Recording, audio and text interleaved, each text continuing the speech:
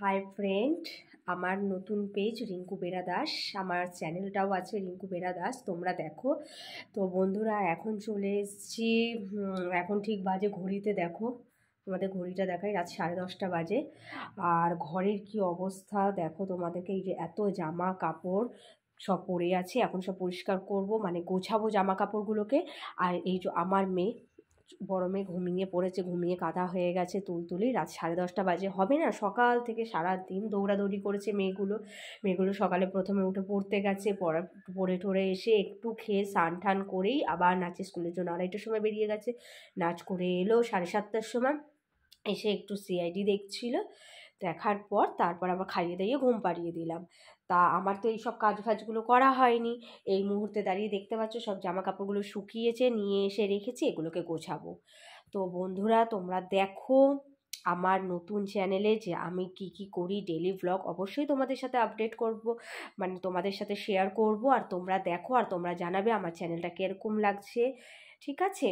তা তোমরা দেখো, আমি জামা কাপড়গুলো ততক্ষণে গুছিয়ে নেবার পর এরপর তোমাদেরকে আমি জানাবো আমি কি করবো আজকে, এখন রাত্রির বেলায়। ঠিক আছে, চলো স্টার্ট। জামা কাপড়গুলো গুছিয়ে নিই ফটাকসে। বন্ধুরা দেখো, এই দেখো আমার বিছানাও মশারি টাঙানো কমপ্লিট হয়ে গেছে, জামা কাপড়ও গোছানো কমপ্লিট হয়ে গেছে। এই দেখো আয়নার সব জামা কাপড় গুছিয়ে রেখে দিয়েছি, সব কমপ্লিট হয়ে গেছে। এখন বাজে রাত 11টা। এখন আমি এবারে কি করব বলো তো? এই যে বদনটা দেখতে পাচ্ছ, এই বদনটাকে একটুখানি ক্লিন করতে হবে। কি দিয়ে ক্লিন করব চলো দেখিয়ে দিই তোমাদেরকে। এখন আমি বদনটাকে কি দিয়ে ক্লিন করব। এই দেখো, এটা হচ্ছে একটা ট্যান রিমুভার ক্রিম।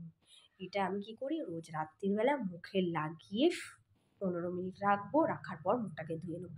সারাদিনের এই যে দেখছো ট্যানগুলো পড়েছে, এই ট্যানগুলো আপাতত ক্লিন হয়ে যাবে। তো বন্ধুরা দেখে নাও, এটাকে আমি লাগিয়ে নিচ্ছি, কীভাবে লাগাচ্ছি তোমাদেরকে দেখাচ্ছি। দেখো দেখো বন্ধুরা, আমার বদনে লাগানো কমপ্লিট হয়ে গেছে। এটাকে আমি রেখে দেবো 15 মিনিটস পর এই মুখটাকে ভালো করে ক্লিন করে নেবো, ধুয়ে এরপর আমি একটা নাইট ক্রিম মুখে লাগাবো।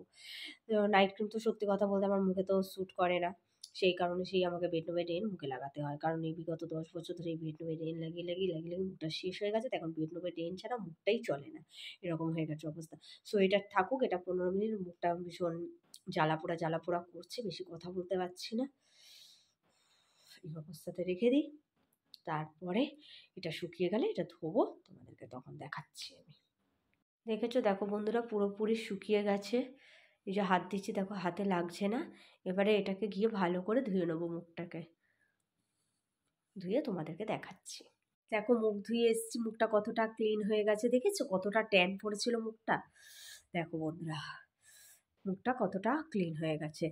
এখন এই মুখে আমি একটা অখাদ্য ক্রিম মাখবো, যেইটা ছাড়া আমার মুখ চলে না।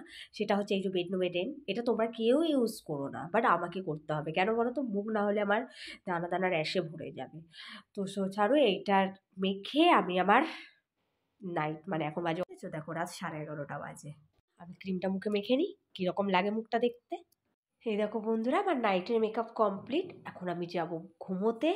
তো বন্ধুরা, গুড নাইট, তোমরা ভালো থেকো। কালকে সকালে আবার দেখা হবে নতুন একটা ভ্লগ নিয়ে। সকালে কি করলাম, কারণ কালকে হচ্ছে সানডে, কালকে কি করলাম অবশ্যই তোমাদের জানা দরকার, আমি কি করছি। আর এই হচ্ছে আমার বিছানা, আমি শুয়ে পড়ছি। So good night, tata, bye bye.